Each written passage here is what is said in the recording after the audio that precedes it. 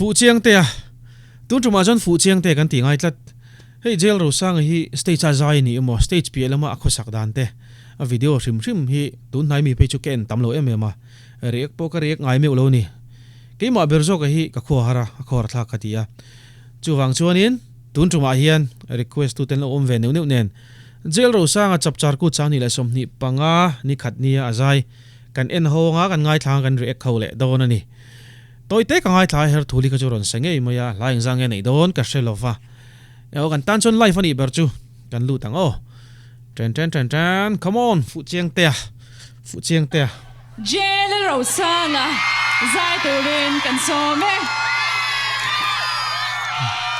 a khek chi pon lo me yo erika ni mo an ne tin ka ngai to me maya mi pui hi ka be sei an tlema ani khat ni te ni wange ka shalowa naktu ga chonan tam nge in ka ringa performer tan hianin lamol te han khat deu vek se tlim mur selamo pusuau so se anu mani karil ro lo lang jok ki lamol po on khat zo lova au yom ka ti zayan thasema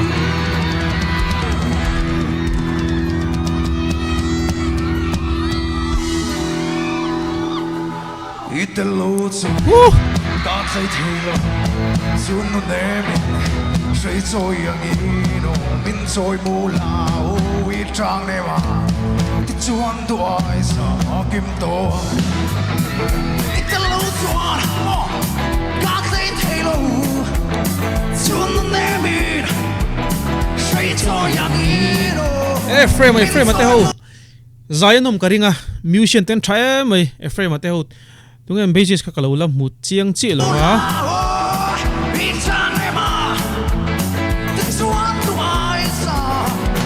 Kim to Motto vete Alfa Captain Lina Adam Taylor It's what I know I'm a Taylor Bel Kylie I'm doing the over to me Some corner me Vem på Chelsea Som Punico an van vor lien ve en le te Vem på Chelsea Som Punico Rodalia Mankia Gay på längtan Som det tog saken Mer Kylie I'm doing the over to me Man ska samtidigt med fart i malla De målen nekat och ner They tailor not my Run when I let go The night of low boy there Liam no leg I får lägga på som saken Han då vet det no melve oh Bruce ani ki basis ki Bruce ha chonin drummer ki Rikania guitarist ki frame ani zaya nuam don ni musician ten thabok si atin J Lalrosanga lo zai thiam kher blok nen afu vel vekani kanin vor na samai ano melu tu oh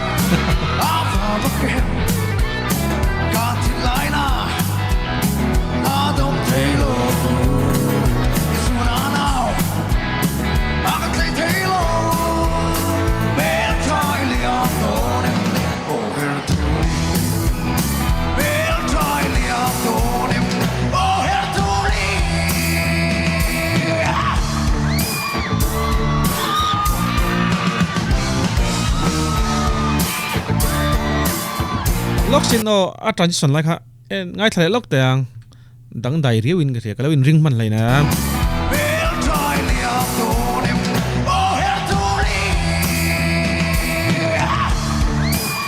lal Eric Ivan vonal ve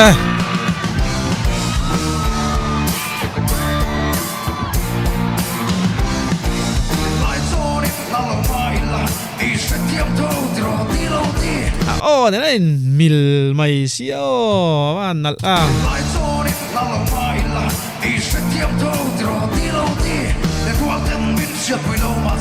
Kang sa tiap to, tiro tiro ti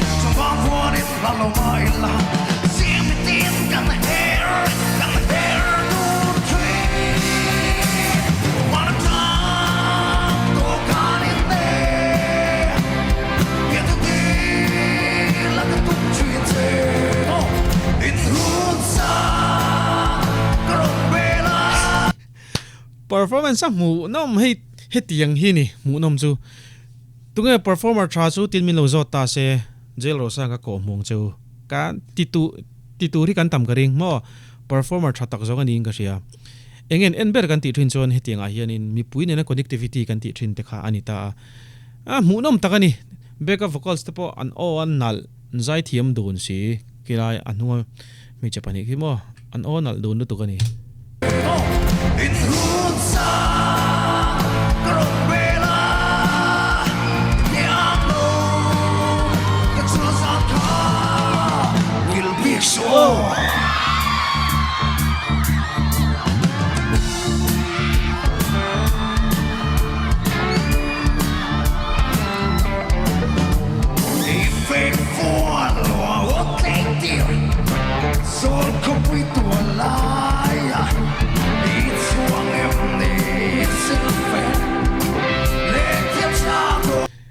frame kutla ki cho va han moi take over si lo hian mo kutla ki amoi ngoi mai ni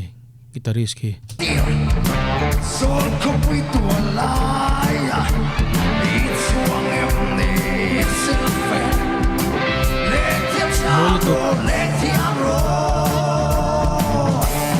if it fall what they do sol kopui tu lai it's one of the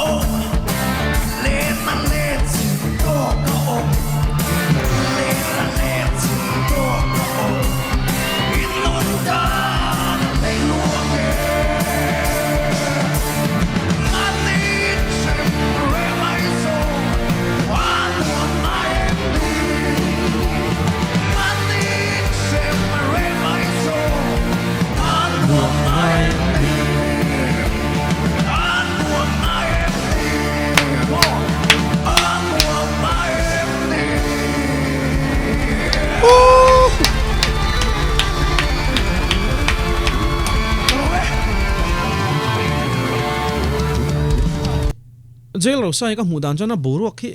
are chau tani mani o tina kaneya amaro chu hei Christmas le kumtharing kara zai tura som tu amu ne mangkhan tu na hi chon tlem chonin a khat deu te pokaringa heng te wang hian ani mai thei enge kan ngai dan ka thalo le comment section alo save chin teu J Lalrosanga fans te hianin tu hnai azai tam lo wange a boru khi are chau ve deu reu ten kan ria enge kan ngai dan le ka thalo le maro chu naktu ka zai ka ria chapchara kut nia mi puya thap thadoning ka ria naktu chu vain aingo chonin mi pui po kan tam karinga in mo tum donia kan kal ve turanga eng ke ni po kan tu tok phatang zai thalu tuk kha khani performer tha chu